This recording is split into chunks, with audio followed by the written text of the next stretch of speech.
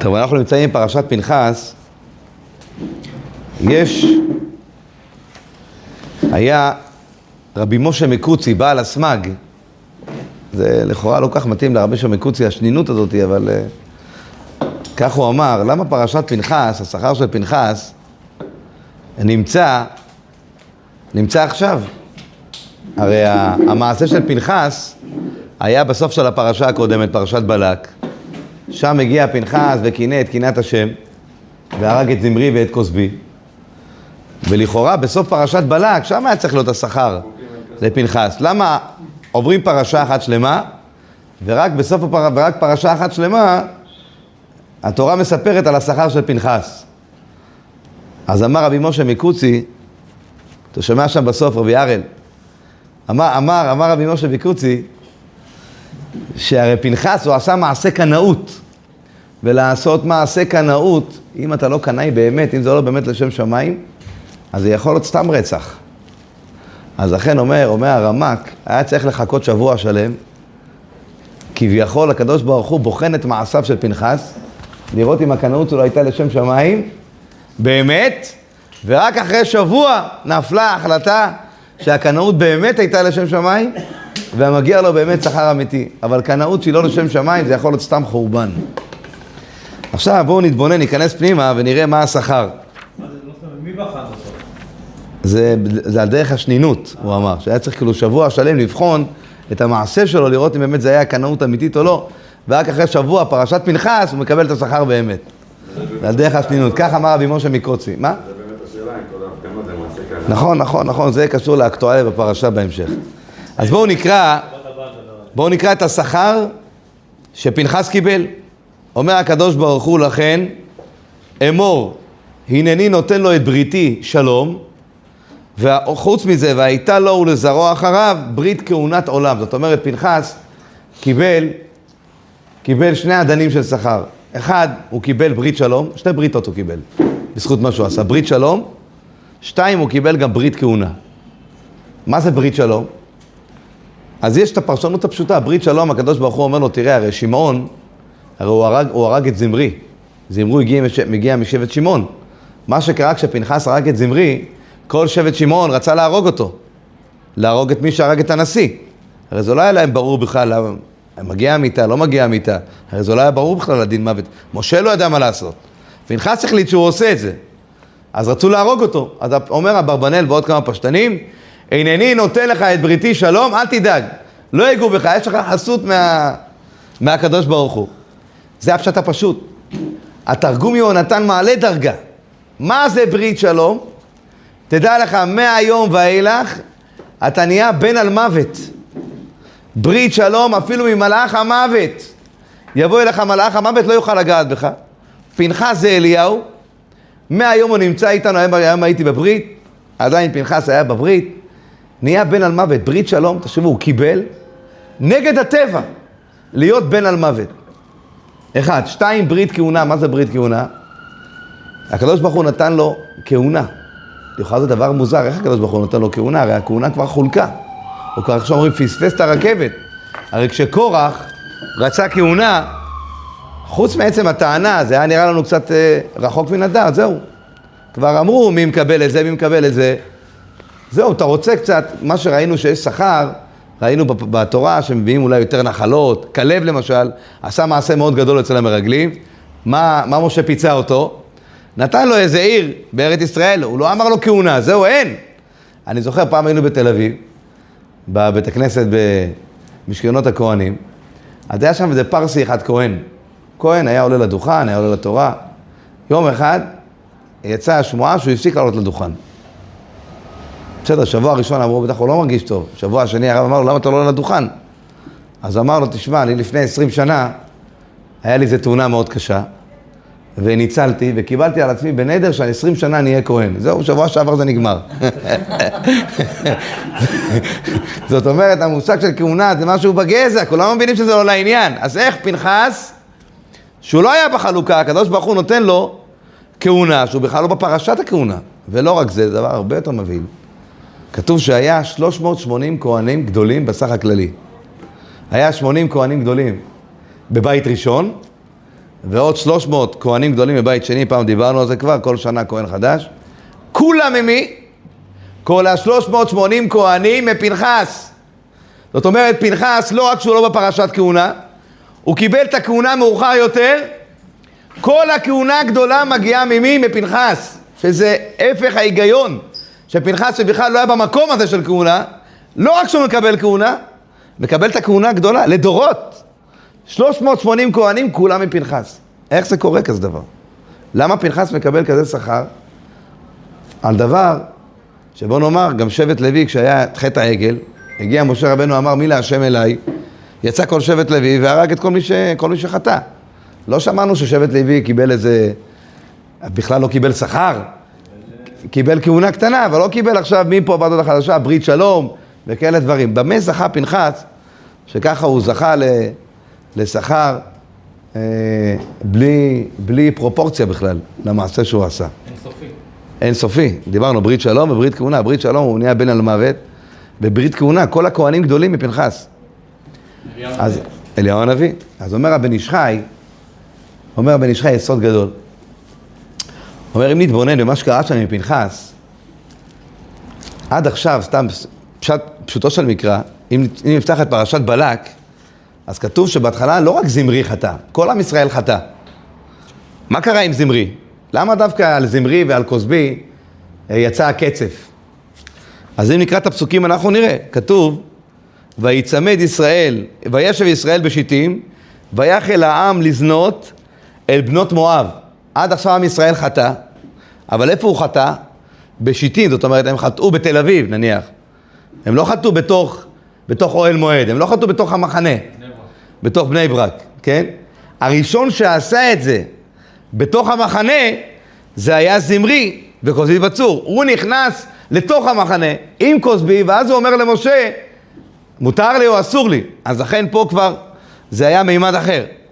מספרת הגמרא בסנהדרין, שמגיע פנחס, ואומר, חבר'ה, מה קורה פה? מישהו נכנס פה. הוא לא עושה את זה בשיטים, הוא לא עושה את זה רחוק, הוא לא עושה את זה במדבר.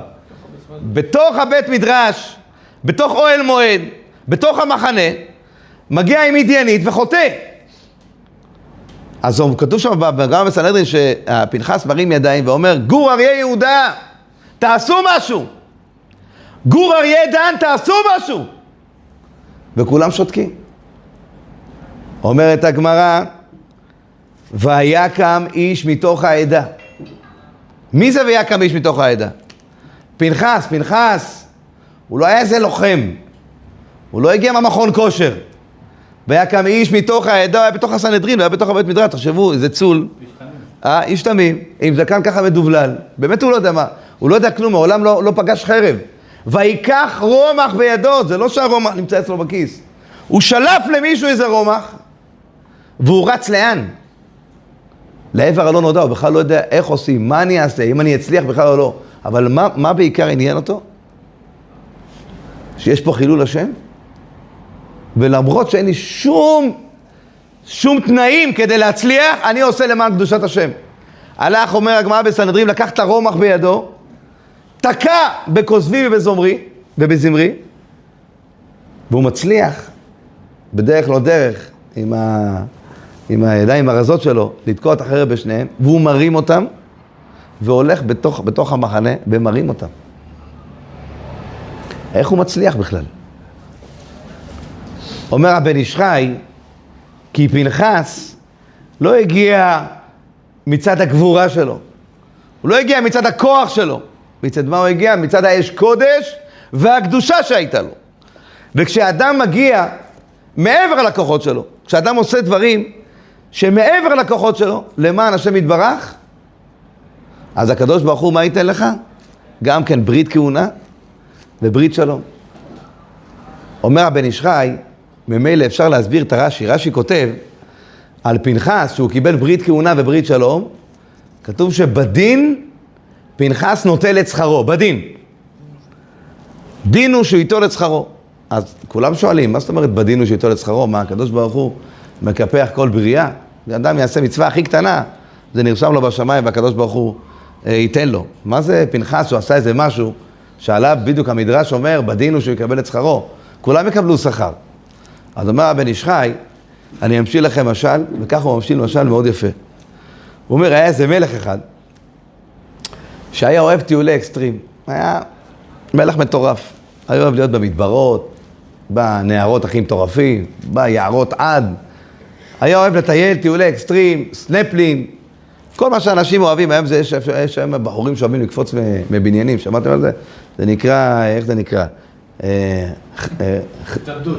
לא, קופצים, זה נקרא חרקירי, משהו כזה. יש אנשים שאוהבים אקסטרים, אוהבים לקפוץ. המלך הזה היה אוהב אקסטרים מושבע. כל מסלול שהוא שומע שיש משהו מטורף, הוא היה הולך.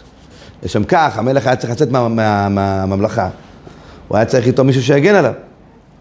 אז היה לו שומר ראש בשם אחמד. הוא היה מישהו ענק, 2 מטר, גובה מטר, רוחב מטר. היה לו מוטת כנפיים, פה כמו פסי העתה היה לו פה. הבחור אחמד למד 7-8 לחימה, טאי-צ'י, קראטה, מה שאתם רוצים, הכל, אגרוף תאילנדי. בחור מטורף, חיית מלחמה. ואיתו היה הולך, ולידו היה גם כן אחד בשם סלם. סלם היה משרת. התפקיד שלו היה זה לקחת את התרמוס של המלך, ולהכין לו קפה עם מים חמים, והוא היה סוחב למלך גם את הסיגריות ואת המצית. זה מה שהם היו עושים. יום אחד הם יצאו למסלול, זה היה נקרא במערת השדים. בסדר. זה המקום, צריך ללכת הרבה זמן. הוא היה לקח את אחמד ואת סלם. זה היה ידוע שהמקום שורץ שודדים, שורץ ליסטים, אבל המלך אהב את הרגעים בין חיים למוות. הגיעו למקום, לתוך הגאיות שם, ואז כמו שכצפוי, קפצו עליהם איזה 8 שודדים, והמלך, מחרבות. המלך מה הוא עושה? מתחבא מאחורי אחמד. סלם מצא לו איזה סלע שם קטן, מתחבא מאחורה ומסתכל לראות מה קורה. הוא רואה את המלך מאחורי אחמד, אומר להם בואו. ואחמד מה הוא עושה? עושה כזה ככה עם הזה, עושה ככה עם הראש, וכולם קופצים, אומר להם בואו, קופצים עליהם, פרק אותם תוך חצי דקה, כן? להוא קושר לו את 2 האצבעות, הוא מביא לו אגרוף לפרצוף לזה, רסיה. תוך חצי דקה כל 8 היו ברצפה. טוב, המלך אומר, אחלה אחמד אתה, מוציא לו איזה 20 דינרי זהב, מביא לו, ממשיכים בטיול, אחלה, חוזרים לממלכה, בסדר. עובר עוד חצי שנה, אחמד היה חולה, והמלך היה צריך סוף שבוע, כל סוף שבוע יוצא לטיול. הוא אומר לסלם, בוא נצא לטיול. הוא אומר לו, תקשיב, אנחנו לא יוצאים בלי אחמד, המלך. הוא אומר לו, בסדר, אנחנו נצא פה לטיול קרוב, לא יכול לקרות שום דבר, פעם אחת נצא בלי אחמד. הלכו לאיזה יער סמוך, ובדרך הם התבלבלו. לוקחים ימינה, שמאלה, הדרך מתחילה להחשיך, וצריכים לישון באיזשהו מקום. הגיעו לאיזה מערה, מחליטים לישון, ואז קורה בדרך כלל מה שקורה, דברים שאתה לא רוצה שיקרו, בתוך המערה קופצים איזה 4 שודדים עליהם. המלך צריך לצעוק, אחמד! אבל אחמד לא נמצא פה. הכל היה חשוך, והמלך כבר מתחיל לספור את הדקות האחרונות שלו. פתאום, מתוך החשיכה, הוא רואה את סלם קופץ כמו מטורף, כן, לוקח את התרמוס, שופך עליהם אחד על הפנים, פח! ההוא צריך לצעוק על הקביעה, תופס את זה, ולוקח את התרמוס, זורק על השני, על השמאל, ואז הוא עושה משהו כאילו בן אדם מטורף, מדליק את המצית, אומר, חבר'ה, אם אתם מתקרבים, אני שורף פה את כולכם. השניים ראו מישהו מטורף, ברחו! עד שהם התארגנו, קלטו שמישהו עבד עליהם, בינתיים המלך וסלם חזרו לממלכה, המלך חזר יום ראשון, אמר, רבותיי, יש פה סעודה מטורפת. באמצע הסעודה הוא משיק ככה עם הכוס ומספר את הגבורה של סלם, והוא שם לו בצד ארגז יהלומים. אמר לו, קח תשורה על מה שהצלת את חיי. אחמד יושב פה בצד, הוא אומר למלך, תגיד לי, מה קורה פה? אני פירקתי לך לפני חצי שנה, 8 שודדים בחצי דקה, הבאת לי 8 זה והמשכנו קדימה, כאילו לא קרה כלום, זה אתה עושה איך שאומרים סיפור.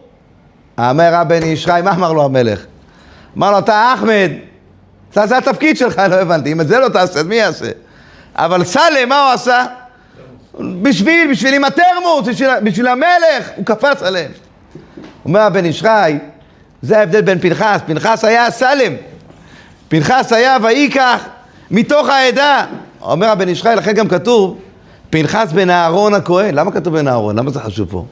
כי בן אהרון, מה התפקיד שלו תמיד הוא היה? אוהב שלום ורודף שלום, הוא היה איש עדין. היה כל הזמן לחפש לעשות שלום, תמיד יש את הבחור שאוהב שלום ורודף שלום. ופנחס היה מאותו מקור, פתאום הוא עושה דבר שהפוך נגד הטבע שלו. אז הקדוש ברוך הוא אומר, לאדם שהולך נגד הטבע שלו, לסלם שלנו, לפנחס שלנו, בדינו שיטול את שכרו. יבוא מישהו אחר ישאל, רגע, למה לי לא מגיע ארגז יהלומים? נכון, אתה זה התפקיד שלך, אתה זה בטבע שלך. פנחס יצא נגד הטבע שלו, ובכל זאת הצליח. לכן הקדוש ברוך הוא נותן לו כמה? ארגז יהלומים. גם נגד הטבע שהוא כהן בכלל, ואסור לו בכלל להראות. נכון. ראינו, אני אומר, אותו דבר גם ראינו אצל דוד המלך. דוד המלך, גם כן לכאורה יוצא נגד הטבע שלו, והקדוש ברוך הוא נותן לו סייעתא דשמיא מעשה ידיו. כשגוליית מגיע שם בעמק ומתחיל לקלל, לחרף את אלוקים, הוא היה כתוב שם בשמואל, שהוא היה גובה 3 מטר, גם כן רוחב ענק, וכולו שריון, וכולם פחדו ממנו, אף אחד לא רצה להתקרב, זאת אומרת, כל החיילים החזקים, אף אחד לא רצה להיכנס לדו-קרב. עד שמגיע נער, כתוב, דוד המלך מגיע מהצאן, אומר, מתחיל לברר מה קורה פה, ואז תחשבו, כאילו, מגיע הילד הקטן של השכונה, אומר, אני רוצה להילחם, כולם צחקו עליו. כתוב שאליאב, והאחים שלו אמרו לו, תחזור לצאן, כאילו, מה אתה קשור לפה? אבל הוא אומר, אני מוכן להילחם בו. והוא הלך לפגישה עם שאול, וכנראה שאול ראה בעיניים שלו משהו שהאחים לא ראו. אמר לו, בוא, תיכנס לקרב. ודוד כתוב שהוא לוקח את הקסקסים את הלבוש של שאול המלך, הוא שם את זה עליו, הוא אומר, זה לא מתאים לי, זה כבד לי, אני לא צריך להחזיק את זה. אז הוא מוריד את זה. והקטן הזה, הצנום הזה, הולך להילחם נגד גוליית. ושגוליית, הוא נכנס איתו שם למדבר, גוליית מה אומר לו? תגיד לו, אומר לו, מה, אני זה כלב? שאתה בא מולי? הוא אומר לו, דוד המלך, אתה מגיע בשם הכוח שלך, ואני מגיע בשם אלוקי ישראל, זה בכלל לא רלוונטי. אז הוא לוקח, כתוב, אומר הנביא, הוא לוקח איתו איזה רודתקה, עם 5 חלוקי נחל. כתוב בזוהר, מה זה 5 חלוקי נחל? כנגד שמע ישראל, השם, אלוקינו השם. אתה בא להילחם איתי עם כוח, אני מגיע להילחם עם שם השם. ועומדים ככה דו-קרב ענק, מול איזה אחד קטן. ודוד המלך לוקח את הרודתקה ומכוון, והאבן נכנסת לו לתוך המוח. כתוב שם יש איזה מדרש מעניין, שהאבן מגיעה, הכל שם זה היה נס, כי שמענו, מי שאדם עושה, מגיע כנגד הכוח שלו, ועושה למען השם יתברך, הקדוש ברוך הוא נותן לו סייעתא דשמיא, אז האבן באה להיכנס, היא בכלל לא הייתה אמורה להיכנס. יש פה מתכת של הכובע של גוליית. אז כתוב שכאילו היה דו-שיח בין המתכת לבין האבן צור. האבן צור מבקשת מהמתכת, תתן לי להיכנס, לקדוח לו את המוח, שימות. והמתכת אומרת, לא, הטבע שלי זה לעצור. כתוב במדרש שהובטח לו, זה מתקשר לאליהו, הובטח למתכת שאם היא תיפתח, מהיום, שימו לב איזה יופי, אם יהיה ברית מילה, כן, יעשו ברית מילה במתכות ולא באבן צור. הרי משה רבנו עשה ברית מילה במה? בציפורה, באבן צור. בכל הדורות היו עושים את הבריתות באבני צור. אבני צור, אגב, עשו לאחרונה מחקר, שאבן צור היא הרבה יותר חדה ממתכת. עכשיו עושה איזה מחקר אחד בסטודנט אחד בבר אילן. בגלל אותו אירוע של אותו מדרש, שהאבן נכנסה, עד היום אנחנו מלאים בבריתות במתכת. כן, נכון. אז אני אומר, זה גם מתקשר אליהו הנביא שהוא עשה מעל הטבע, ואליהו הנביא עד היום נמצא איתנו בבריתות, וכשדוד המלך עושה מעל הטבע, משתנה משהו בברית. במקום למול באבן צור, מלאים עם מתכת. אז יש סיפור מפורסם, אני זוכר שהייתי ילד, אבא שלי תמיד היה מספר, איך זה כאשר אדם עושה דבר בתמימות, לא משנה מה היכולות שלך, מה המוח שלך, מה הכישרון שלך, אז הקדוש ברוך הוא נותן סייעתא דשמיא. אז אבי תמיד היה מספר, שהיה פעם באיזה ממלכה, בפורטוגל, היה אז הרבה, זה היה ויכוחים בין יהדות לבין נצרות, זה היה תופעה, רמב"ן כתב ספר הוויכוח, כל הקדמונים כתבו, זה היה אז מאוד נפוץ. והיה איזה כומר אחד, הגמון, שהוא שכנע את המלך לעשות ויכוח בין הרב של היהודים לבינו, לבין הכומר, לבין ההגמון. והתנאים היו אכזריים, זאת אומרת, אם אני מנצח הכומר, גלות לכל היהודים, בזמנם זה היה נפוץ, היהודים היו כמו איזה עלה נידף ברוח, כל דבר שלא יתאים. ואם היהודי ינצח אותי, אז הם יזכו לזכויות, לא יצטרכו לשלם מיסים גבוהים בכולם. אבל התנאי היה שהוויכוח לא יהיה כמו תמיד שבמילים, אני שואל שאלה, הוא עונה, הוויכוח יהיה בפנטומימה. אני עושה תנועות, הוא עונה לי, אני שואל שאלה, הוא עונה לי. טוב, היהודים קיבלו את הגזרה, היה כינוס של כל המועצת, מה עושים? אנחנו יודעים בדרך כלל להתמודד עם ויכוחים של מילים, ויכוחים מתוך הנביא, ויכוחים מתוך הגמרא. איך אנחנו יודעים פנטומימה? טוב, אותו ויכוח שמע יהודי תמים, גס רוח אפילו אפשר לומר, אבל אחד שעובד את השם, קראו לו רחמים העגלון. הוא הלך לרב, אמר לו, הרב, שמעתי שהיה ביניכם דיון, אני מציע את עצמי, תשלחו אותי. למה שאני אשלח אותך? תראה, אם אני אפסיד, תגידו שניצחתם את העגלון, זה לא חוכמה, יהיה לכם סיבוב שני. אם אני אנצח, תגידו, העגלון שלנו, זהו, מהיום אין יותר ויכוחים, עם העגלון שלנו ניצח אתכם. בסדר, הרב שמע את הרעיון, אמר, סביר מאוד, והיה מיד את הוויכוח, היה התכנסות, המלך ישב במרכז, הכומר וההגמון וסביביו כל הפרחי נצרות יושבים מאחוריו, והעגלון, רחמים העגלון יושב מולו, מתחיל הדיבייט, וכל הרבנים מאחוריו נושאים תפילה. ואז הכומר מרים את היד, עושה ככה. ומוריד אותה. טוב, כולם לא מבינים מה קורה, כולם מסתכלים על רחמים, איך הוא יגיב. ואז רחמים עושה ככה. טוב, כולם מסתכלים מיד לכומר, רואים את הכומר קצת מבואס, עושה כזה לעצמו ככה. טוב, קולטים שהיה פה איזה משהו, וכנראה הכומר פה איבד קצת את הביטחון. טוב, מערכה שנייה.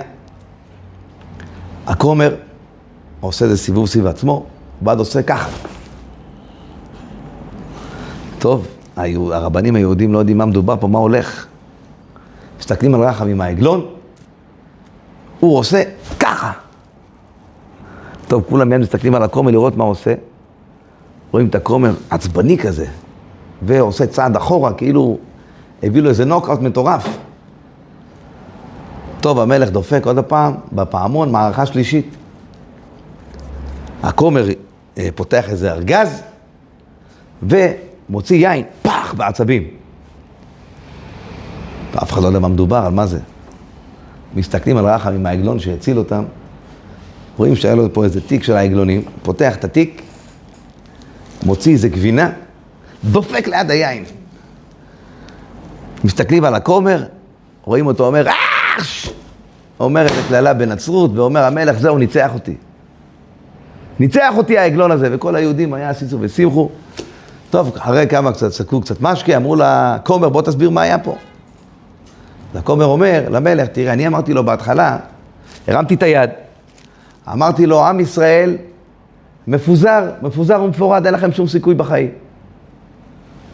אותו רחמים, בפנטומימה שלו, כנראה היהודים מאוד חכמים, עשה לי ככה, אמר לי, נכון שאנחנו מפוזרים, אבל בתוך הלב שלנו פנימה, אנחנו עם אחד ומאוחדים, אז אף אחד לא יכול לנצח אותנו. מערכה ראשונה ניצח אותי. מערכה שנייה, אמרתי לו, ככה, אתם מאמינים באל אחד, אבל אין אל אחד, באמת יש שני אלים, יש אל אחד רע ויש אל אחד טוב. הוא רחמים העגלון אמר, זה לא נכון, יש אל אחד, שממנו יצא הטוב וממנו יצא הרע. מערכה שלישית, אמרתי פה בטוח הוא לא, הוצאתי בקבוק יין.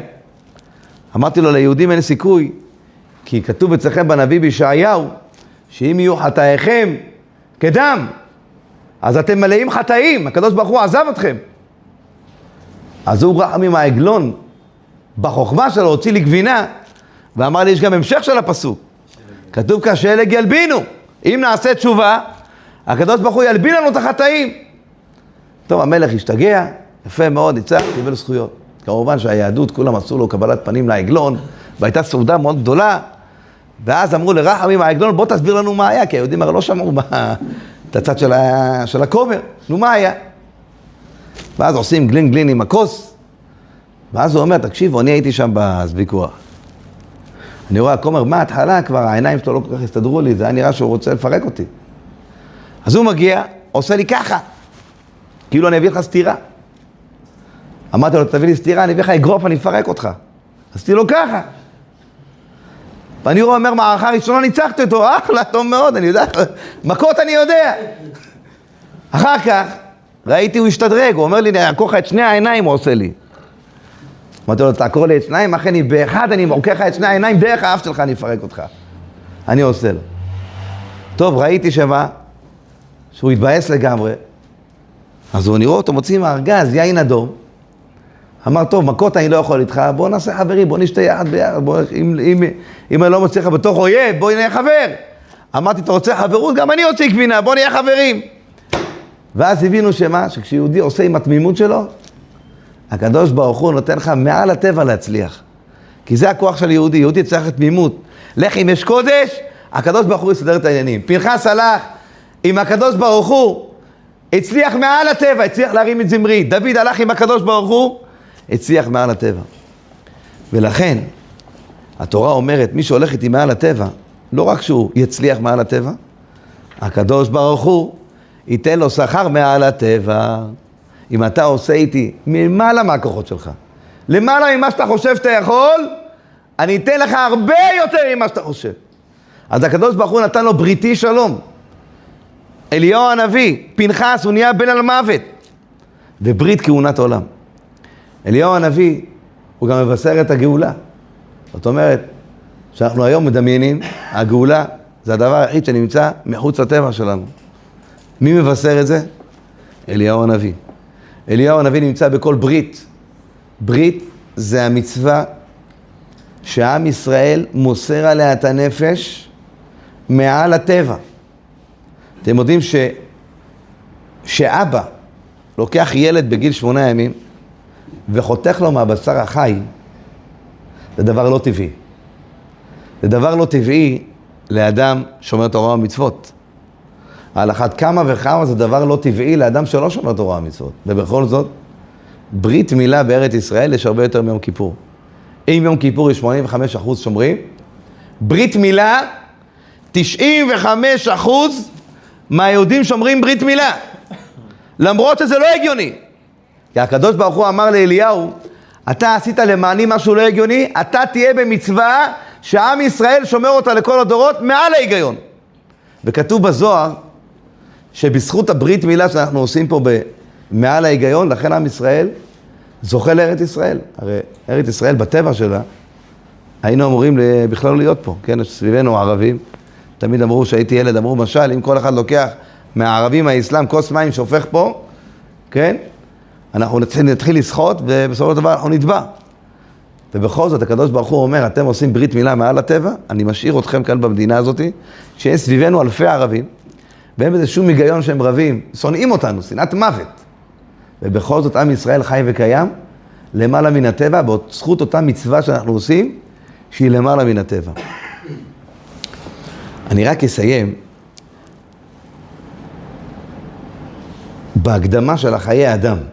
חיי אדם זה ספר, לפני שנכתב במשנה ברורה, היה ספר שנקרא, לאשכנזים שנקרא חיי אדם.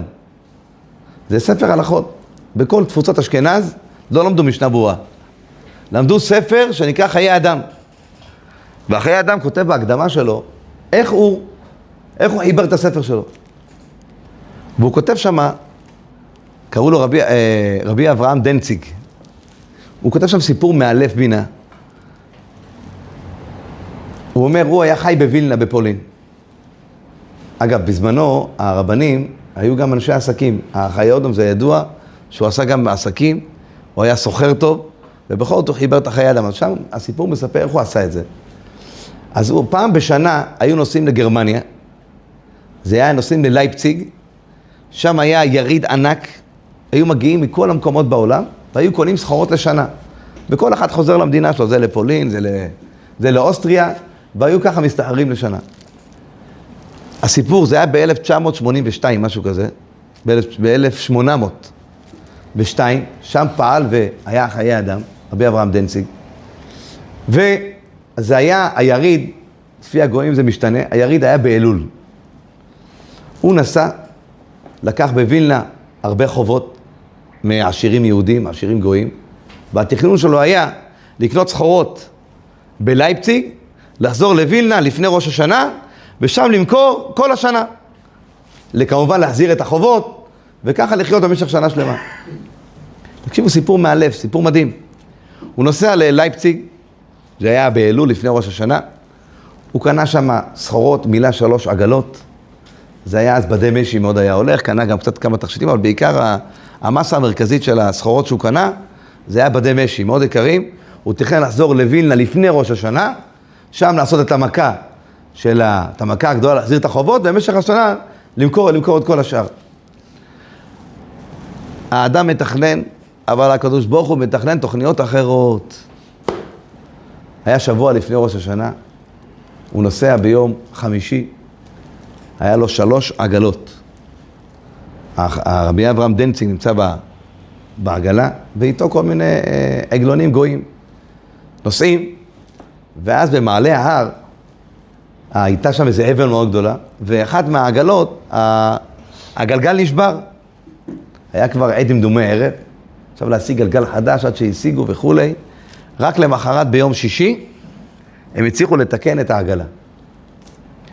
החיי האדם, אלו זה השבת נכנס קצת יחסית מוקדם, עושה חשבון, שאם הוא ממשיך כרגע עם העגלה, אין סיכוי שהוא מגיע לאיזה פונדק קרוב, ודאי לא לווילנה, ודאי חסר סיכוי. מה עושים? הגויים אומרים לו, תקשיב, בוא נמשיך, אין מה לעשות, אם אתה נשאר פה, זה מקום, אתה יודע, 3 עגלות בדי משי, זה חסר סיכוי, אנשים פה עוברים פה, אנחנו פה, אנחנו לא עם אקדחים, לא שום דבר, אנשים ייקחו את זה. זו הייתה סחורה שווה תקרת ערך. אך היהודם עושה חשבון, אומר, אני נשאר פה. הם מסתכלו לו כמו משוגע. מה פה? את כל הסחורה שלך אתה משאיר פה, זה לא סחורה של שבוע, שבועיים. סחורה לשנה. זה גם לא סחורה לשנה, הוא לקח חובות. והיהודם אומר, שבת קודש ניתנה לנו, ושום דבר לא יזיז אותי מהשבת. שבת ניתן לנו כמתנה ואני נשאר פה בשבת. לקח היהודם את הסידור שהייתה לו, איזה תרמיל קטן שהיה לו, ואמר, כתוב עם צור חפצך ודבר דבר. לאדם אסור להתעסק או לחשוב, למרות שערעורים מותרים, הכותב תרומת הדשא שלכתחילה לא לעשות את זה, לחשוב על הסחורות. נכנס ליער עם הסידור שלו והעתיק שלו, ואמר, אני שם שובת ביער, בתוך היער, שהיה בצידי הכביש. כל המשרתים הגויים שלו, אמרו, בן אדם משוגע. לקחו את הסוסים והלכו לפונדק ליד, השאירו 3 עגלות, והחיודום בתוך היער. והחיודום מתחיל, לכו נרנן על השם, נריע לצור אישנו. רוצים לעשות קבלת שבת. וכל הזמן הוא אומר לעצמו, אסור לחשוב על הסחורה. אסור לחשוב על הסחורה. שבת קודש. אוכל את ארוחת שבת, קצת לחם, מה שהיה לו בתוך התרמיל. שבת בבוקר, גם כן עושה קידוש, מהיין שהיה לו. פעל שחרית, מנחה. מוצא שבת עושה הבדלה. הוא כבר היה שלם בדעתו שמסתום כבר לקחו לו. באזור כזה, שכוח אל, כל בן אדם שעובר רואה 3 עגלות, מלאות בדים, מה שאתה צריך לעשות זה לרתום את הסוס ולהמשיך קדימה. הוא היה בטוח שהעגלות לא נמצאות. הוא חוזר, מוצא שבת, והוא רואה ש3 העגלות נמצאות והכל בסדר. לא נגעו בשום דבר, אפילו חבל הכי קטן לא נקרא. אבל הוא מבין, שאומנם לא גנבו לו את זה, אבל להרוויח כבר הוא לא יוכל מהסחורה הזאת, כי צריך להגיע לזמן של התזמון. בהתחלה זה המכה הגדולה של הימים הראשונים, אתה מפספס את הימים הראשונים, כבר הימים האחרונים כבר מה זה? זה כבר כולם מוזילים סחורות, זאת אומרת, הוא יהיה בהפסדים, אבל אין מה לעשות, אחרי האדם, נוסע לווילנה, רותם את הסוסים, מתחיל לנסוע לווילנה, וכשהוא מגיע לווילנה, איפה שהוא היה, התברר לא רק שהיה לו נס ולא לקחו לו את העגלות, התברר שהיה לו נס ענק שבענקים. מה שקרה, הוא היה אז קצת באזור גרמניה, בדרך, בווילנה בפולין, היה רוחות עזות מטורפות, היה גשמים מטורפים. וכל הדרך הייתה בוצית. ואנשים שרצו להגיע ליריד בווילנה, שהם יערו מאוד, והם היו בתוך העמק, הם נכנסו יחד עם העגלות, ומה שקרה, העגלות שקרו בתוך הבוץ, ואתה מנסה להתחפר, וחלק מרוב בדי המשי שם נרטבו, וכשכבר הגיעו כבר ליריד, כבר רוב הבדים היו רטובים, וכבר לא היה מה לעשות איתם. כבר את הבדים היבשים, הכל קנו, נשאר רק בדים רטובים. פתאום מגיע אחרי יומיים משלוח חדש, החיי אדם 3 עגלות, בדי משי יבשים, רק הוא והסחורה שלו. אומר החיי אדם, את הבדים האלה מכרתי כפול 3 ממה שחשבתי, הרווחתי כפול 3 השנה הזאת, ואת חיי אדם הוא כתב בזכות אותם מסירות נפש. ובזכות זה, בזכות הספר הזה, רבבות מאלפי ישראל עבדו מהספר הזה.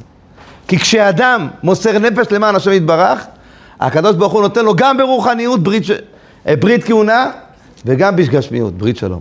באמת נזכה להתחזק רבותיי באמת. בנושא הזה, לא לפחד בשום דבר, גם דברים שנראה לנו בלתי אפשריים, אנחנו נעשה אותם, והקדוש ברוך הוא יעזור לנו וגם ייתן לנו בהמשך. יזכו וימצאו. שבת שלום, שקוח לכל מי שבא.